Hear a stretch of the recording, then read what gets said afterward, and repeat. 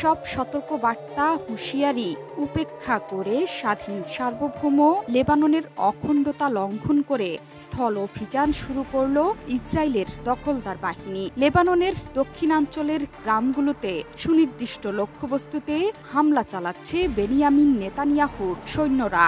এর মাধ্যমে একটি স্বাধীন সার্বভৌম রাষ্ট্রের সীমানা ভেদ করে ঢুকে পড়ার সাহস দেখিয়েছে দেশটি। আন্তর্জাতিক আইনও লঙ্ঘন করল বেনিয়ামিন নেতানিয়াহু। দেশটিতে থাকা ৩ প্রবাসী বাংলাদেশীও ইসরায়েলি হামলায় আহত। গেল কয়েকদিনের হামলায় এখন পর্যন্ত ৩ বাংলাদেশি আহত হয়েছেন বলে জানিয়েছে বৈরুতের বাংলাদেশ দূতাবাস। বৈরুতের বাংলাদেশ দূতাবাসের প্রথম সচিব ও দূতালয় প্রধান মোহাম্মদ আনোয়ার হুসাইন বলেন, বৈরুত ও দক্ষিণ পূর্ব লেবাননে যে হামলা হচ্ছে সব মিলিয়ে ৩ জন আহত হওয়ার তথ্য আমাদের কাছে আছে। তারা চিকিৎসা নিয়েছেন, 2 জন হাসপাতালে আছেন। ইসরায়েলের দেয়া বিবৃতিতে বলা হয়েছে, লেবাননের দক্ষিণের সীমান্ত লাগোয়া গ্রামগুলোয় হিজবুল্লাহর লক্ষ্যবস্তুতে কয়েক ঘণ্টা আগে বিমান হামলা চালানো হয়েছে। একই সঙ্গে সেখানে প্রবেশ করল স্থলবাহিনী।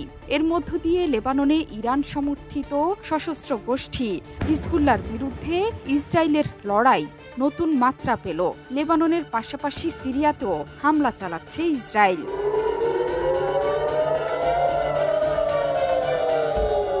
ইসরায়েলের জন্য মরণ ফাঁদ নিয়ে সর্বশক্তি দিয়ে প্রস্তুত আছে হিজবুল্লাহ। ইসরায়েলের ঘোষণা আসার পরই সোমবার সংগঠনের গোষ্ঠীটির উপপ্রধান নাঈম কাসেম জানিয়েছিলেন, কোনোভাবেই লক্ষ্য অর্জন করতে পারবে না ইসরায়েল। আমরা যে কোনো পরিস্থিতি মোকাবেলা করব। ইসরায়েল যদি স্থলপথে আগ্রাসনের সিদ্ধান্ত নেয়, আমরাও প্রস্তুত আছি। স্থল হামলা মোকাবেলায় প্রস্তুত সবগুলো প্রতিরোধ বাহিনী। এই সংঘাতে যুক্তরাষ্ট্রের ভূমিকা টেনে হিজবুল্লাহর উপপ্রধান বলেন, সীমাহীন সামরিক সহায়তা দিয়ে যাওয়ার মাধ্যমে ইসরায়েলের সহযোগীতে পরিণত হয়েছে যুক্তরাষ্ট্র। হিজবুল্লাহ এখন পর্যন্ত ইসরায়েলের ওপর খুব স্বল্প মাত্রায় হামলা চালিয়েছে উল্লেখ করে কাসেম বলেন, ইসরায়েলের বিরুদ্ধে তাদের লড়াই দীর্ঘ হতে পারে। বক্তব্যের শেষে তিনি আরও বলেন, আমরা জয়ী হব, ঠিক যেভাবে 2006 সালে ইসরায়েলের সঙ্গে লড়াইয়ে জয়ী হয়েছিল হিজবুল্লাহ।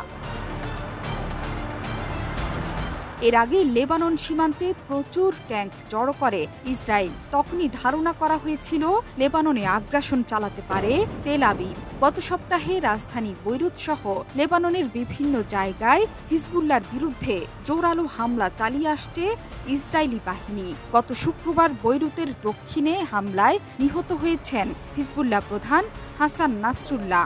ইসরায়েলি হামলার মুখে লেবাননে ইতিমধ্যে 10 লাখের বেশি মানুষ বাস্তুচ্যুত হয়েছেন। ইসরায়েলের স্থল হামলা মোকাবিলায় নিজেদের প্রস্তুতির কথা জানিয়েছে হিজবুল্লাহ। জোহরা চৌধুরী সেতু, ৭১।